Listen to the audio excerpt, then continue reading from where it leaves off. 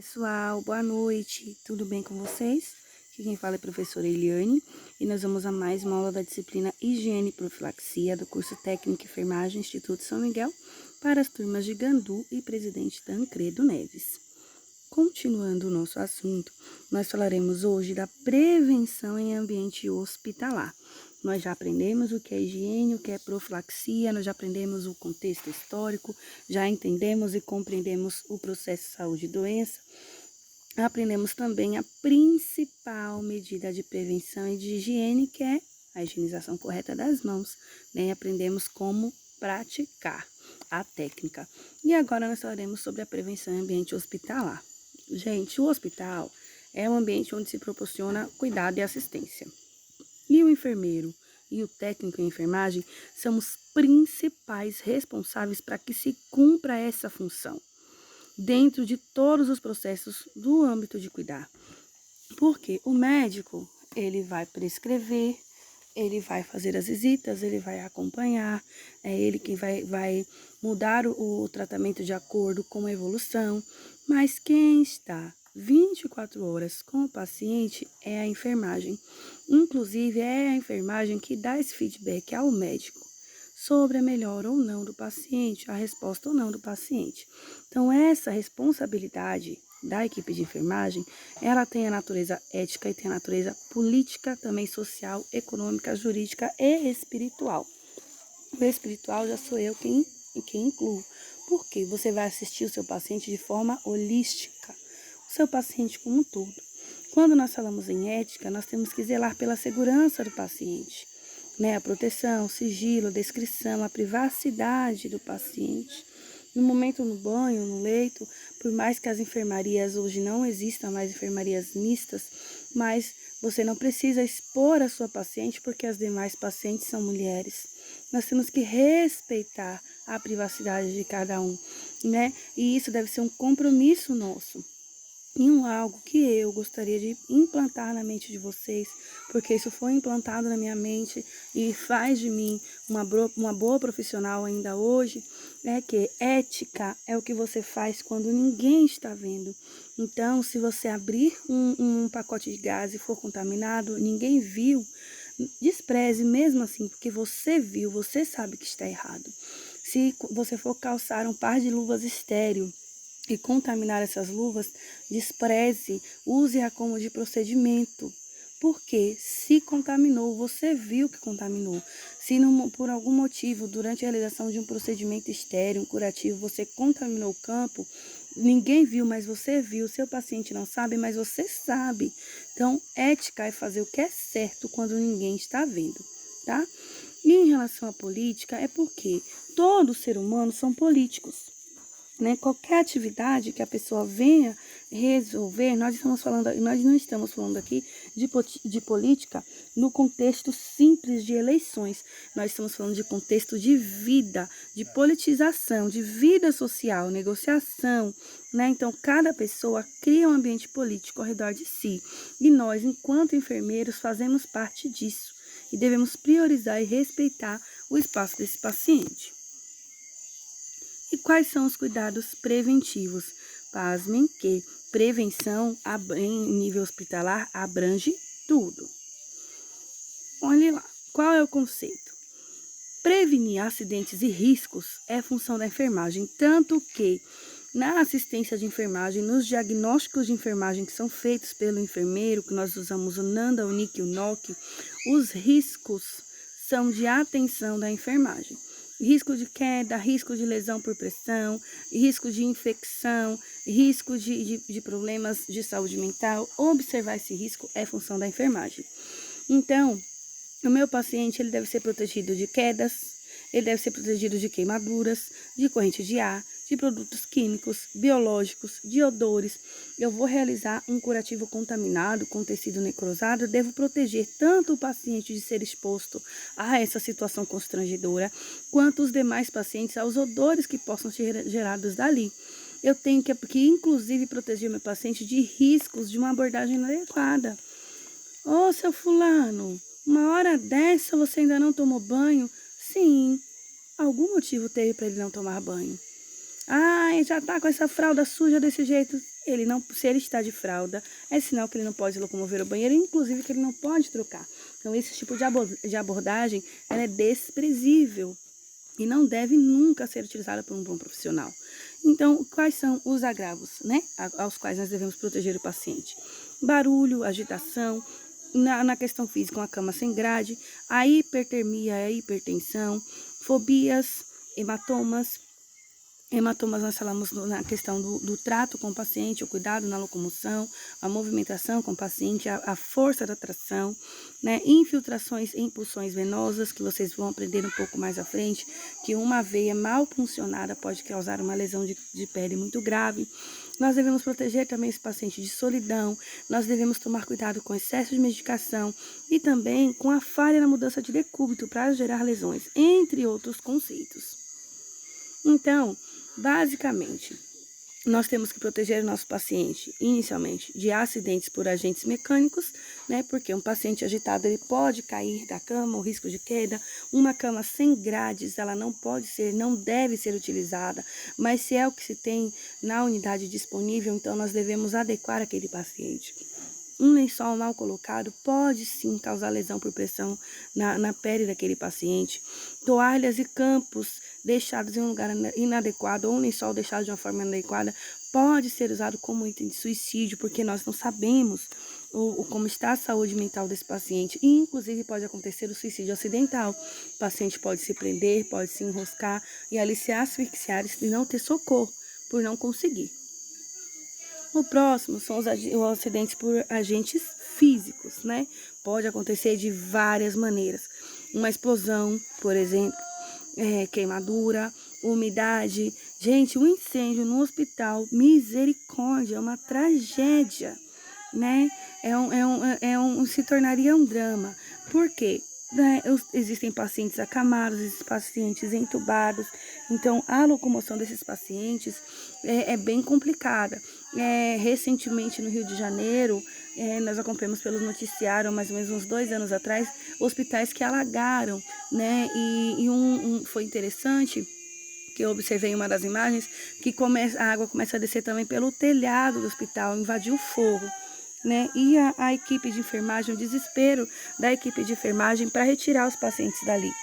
Né? Então, algumas situações dentro de um hospital é uma tragédia anunciada, infelizmente. Então, nós devemos atentar também a fios desencapados, a aparelhos que esquentam por estarem ligados por muito tempo, pessoas que fumam perto de locais perigosos, como um balão de oxigênio, por exemplo, pessoas que fumam perto dos carrinhos de curativos. Como assim, Tem gente que fuma dentro do hospital? Tem, gente. Tem, principalmente pessoas que são viciadas. Eles ficam acompanhando ou ficam hospitalizadas, eles dão um jeito de fumar escondido no hospital. E nós devemos, inclusive, observar a questão dos odores para identificar de onde vem. Os acidentes por agentes químicos. Gente, existem substâncias que podem corroer e irritar a pele. Por exemplo, uma que é utilizada em curativo é a papaína. A papaína ela vai ter 2 ou 10%. E ela é utilizada em tecido necrosado, com o objetivo de desbridar quimicamente a necrose. Se você erroneamente aplica a papaína em uma ferida aberta, com tecido de granulação, você vai causar uma lesão nesse paciente. Você pode intoxicar esse paciente. Eu estou usando papaína porque é algo comum de uso, mas existem outras situações. Em alguns anos atrás, há quase 10 anos atrás, em Guarulhos, uma técnica de enfermagem, ela injetou vaselina líquida na veia de uma menina e não tem o que fazer, né? A paciente veio a óbito. Em uma outra situação, no hospital chamado Bom Clima, se não me engano, a técnica, por engano, conectou no equipo venoso a alimentação de uma outra paciente que também veio a óbito. Então, os acidentes com agentes químicos, a grande maioria, infelizmente, é por falta de atenção. Ler o rótulo, observar, confirmar. Nós vamos aprender mais à frente a confirmação, os 5 S's, né? Tem também os 3 C's. Porque você vai confirmar o nome do paciente, o leito do paciente, a medicação do paciente, você vai confirmar a quantidade, você vai confirmar o horário, você vai confirmar a via de administração. E uma coisa que eu já ensino para vocês, que lá na frente, quando vocês escutarem, não achem estranho, nunca, jamais, em situação nenhuma, administre medicação que uma outra pessoa preparou. Nunca. Nunca façam isso. Você é responsável pela administração da medicação que foi feita. Então, se o seu colega, ele diluiu de uma forma errada e você administrou, o culpado foi você, caso o paciente venha a óbito. Então, gente, nunca façam isso. Por quê? Os acidentes com agentes químicos, se for na pele, podem causar lesões. Se for intravenoso, pode levar o paciente a óbito. Acidentes por agentes psicológicos. Para mim, isso é uma coisa de extrema gravidade. Extrema gravidade. Eu, como profissional, é algo que eu não consigo tolerar, né? Porque, gente, acima de tudo, você deve tratar o seu paciente como você gostaria de ser tratado, como você quer que sua mãe seja tratada, como você quer que seu pai seja tratado, seu irmão, seu esposo, seu companheiro, sua companheira. Por quê? Porque você está ali cuidando da companheira de alguém, da mãe de alguém, do pai de alguém, do filho de alguém, assim por diante, né? Então, os acidentes psicológicos, eles são subjetivos, porque não tem como você ver, porque envolve a emoção, o sentimento do paciente. Se você expõe um paciente de uma forma negativa, aquilo ali pode gerar um agravo. Um paciente pós-tentativa de suicídio, deve-se tomar muito cuidado. Uma mãe que tentou suicídio, aí você vai falar para ela, nossa, você vai morrer e seu filho. Não, ali o momento, quem precisa de ajuda é ela, não o filho. E você não é juiz, você é enfermeiro, você é técnico em enfermagem, você não está ali para julgar, você está ali para prestar assistência. Então, nós, enfermagem, nós somos o ponto de socorro para muitas pessoas. Então, se nós tivermos um ar de julgamento, aquelas pessoas ficam sem socorro. Então, os danos emocionais, eles vêm da comunicação. A agressão verbal para o paciente, os gestos, as atitudes, elas geram sequelas enormes no paciente. Então, não parar para ouvir o paciente, não dizer a verdade ao paciente, invadir a privacidade, a intimidade, dar um banho sem pedir licença antes. Gente, para trocar a fralda de um bebê, nós devemos pedir licença antes.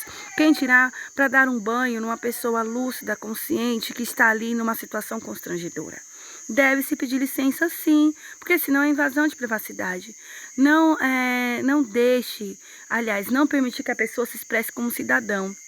Ô, dona Maria, é a hora do seu banho. A senhora se importa se eu lhe der banho agora? Olha, minha filha, eu não quero que você me dê banho. Eu quero que quem me dê banho seja minha nora, porque ela está aqui me acompanhando e eu não vou ficar com vergonha. Ou então, ó, dona Maria, eu vim para dar seu banho, tá bom? Sua nora é sua acompanhante, ela pode ficar aqui? Não, eu não quero que ela fique aqui, eu não quero que ela me veja. Não, sua nora tem que ficar aqui para ajudar, porque ela é sua nora. Não, gente, se a pessoa não quer, ela tem esse direito.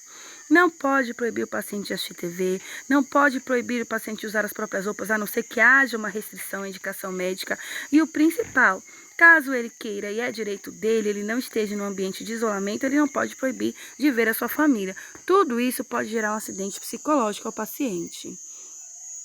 O técnico e o enfermeiro devem também se atentar à resposta do paciente, não só as respostas orais, mas as respostas verbais, gente, porque o corpo fala sem dizer, né? Às vezes um gesto brusco, um olhar, uma face sisuda, né? Quer dizer alguma coisa e nem sempre é raiva. Às vezes pode ser medo, tristeza, insegurança, desconfiança. E nós temos que ter esse feeling para não provocar um agravo psicológico nesse paciente.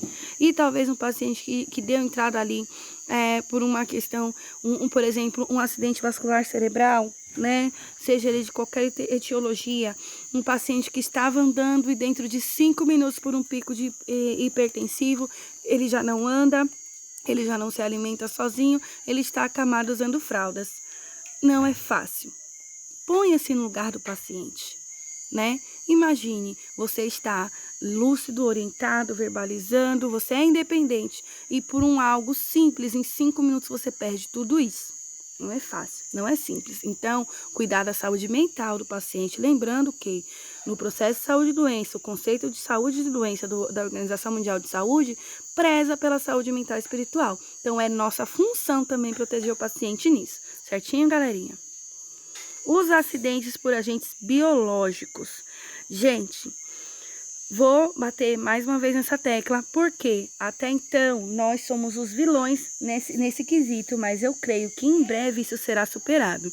O controle das infecções hospitalares, que infelizmente, né, tem aí a nossa mão na transmissão, bem como a proteção das doenças sexualmente transmissíveis.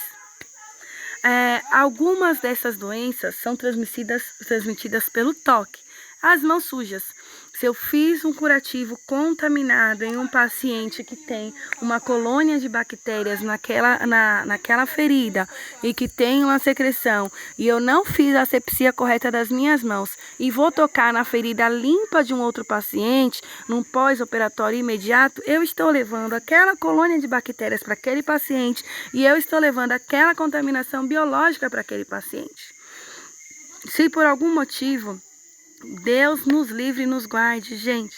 Eu reutilizo uma agulha em um paciente que tem uma IST, por exemplo, a AIDS, né? O vírus da AIDS, o vírus HIV, que é o vírus da imunodeficiência humana, e eu reutilizo essa agulha em um outro paciente. Eu vou transmitir, eu vou contaminar o meu paciente por causa disso, né? Então, nós devemos tomar muito cuidado também, por exemplo, com a utilização de objetos. Uma paciente que utilizou uma comadre e eu, sem higienizar, já coloco na outra paciente. Estou levando colônia de bactérias, né? Estou levando um risco biológico para esse paciente.